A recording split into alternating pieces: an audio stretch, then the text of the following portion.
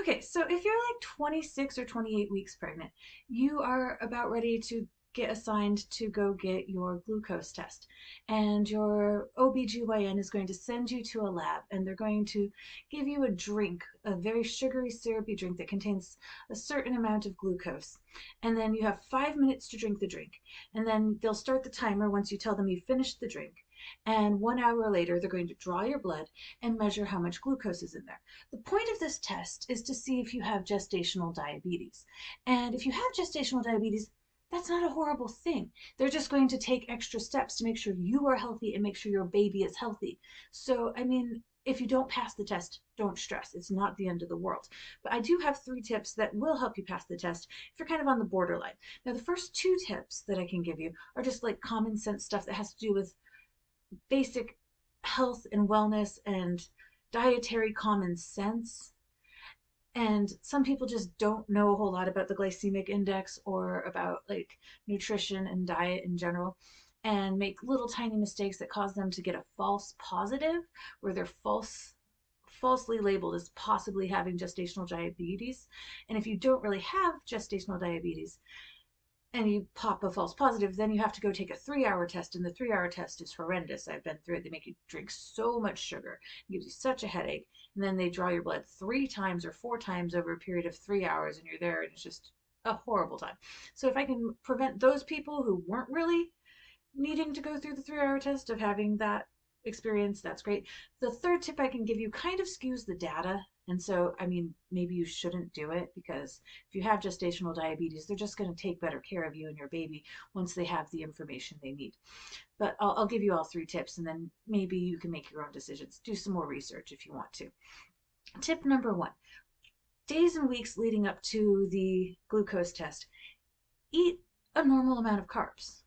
Don't stop eating carbs altogether because when you get to the morning of your test, your body's not going to be used to processing the glucose and using insulin to regulate all of that. It's just going to be shocked and you're going to pop a false positive. People that are on a keto diet already, you're kind of screwed. Just to be nice about it, your body's not going to be used to processing glucose, so you're going to be more likely to pop positive, even if your body's not really out of whack from the pregnancy. But eating a normal amount of carbs up until the day of lets your body have the practice of regulating carbs and glucose. So when you have the sugary drink on the day of the test, your body's like, oh yeah, we know what to do with this. Okay, step number 2, the morning of, you need to eat a breakfast that's low on the glycemic index. What that means is not a lot of carbs, not a lot of sugar. You don't drink juice. You don't put sugary creamer in your coffee. I didn't even drink coffee the morning of. I haven't been drinking coffee lately. And drink water. I had coconut water the morning of, didn't I? I don't know. I may or may not have had coconut water, but coconut water has a little bit of sugar in it. It's really good for the baby. And what I had for breakfast was scrambled eggs and avocado. I might have put a little bit of cheese and some hot sauce on top. And the thing is, you want something that's high in protein, high in healthy fats and omega fatty acids, but low, low, low, or no, like zero carbs, zero sugar. That way, when you go in to take the test, your body's not already processing a whole bunch of sugar. Then, when you drink the glucose and your body's like, oh, okay, I've totally got this, it's no problem, you're more likely to test within the range that they consider normal and safe. Uh, Usually, the range is like between like 70 or 90 on the low end, which that seems really low to me. And then on the other end, the cutoff is 134. If you're 134 and below, you're fine. They don't flag you and they don't make you go take the 3 hour test. The last tip I can give you, this kind of is going to skew the data. This is going to be like tampering with evidence. So maybe you shouldn't do it. But if you're at a place where you can just wander off and do whatever you want, like they're not monitoring you, you can go drink a lot of water.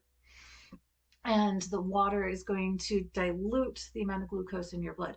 If you're at a place where you can't just wander off and do what you want, you can drink a lot of water before you go and start the 1 hour test. And if you drink a lot of water, one, it's going to make it a lot easier for them to draw your blood because if you're dehydrated, it's just hard for them to draw your blood. But the second thing is it's going to dilute that glucose and you're going to bring your overall score down a few.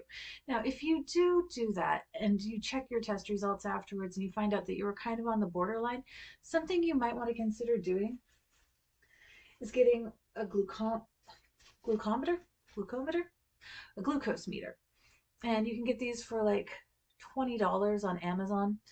And you can start checking your own glucose to see how you're doing, because if you are, when you wake up in the morning over 95 or 100, your glucose is kind of high, and you might need to like start figuring out how to regulate your glucose through diet and exercise. And after you eat, if you start a timer and an hour later, check your blood sugar. It's supposed to be under like 120. Or if you live in the South, they say you only need to be under 140 because they don't care in the South because everybody's eating a bunch of fried food and junk anyways. But here on the West Coast, we all try to stay under 120 because we're more health conscious. I have that glucometer because I had gestational diabetes with my first pregnancy, and I was able to pass my 1 hour glucose test. Now I'm just keeping an eye on my own glucose and making responsible choices. But it is a really important thing that you eat healthy, don't eat too much sugar, don't eat too many carbs when you're pregnant, because it's not good for the baby.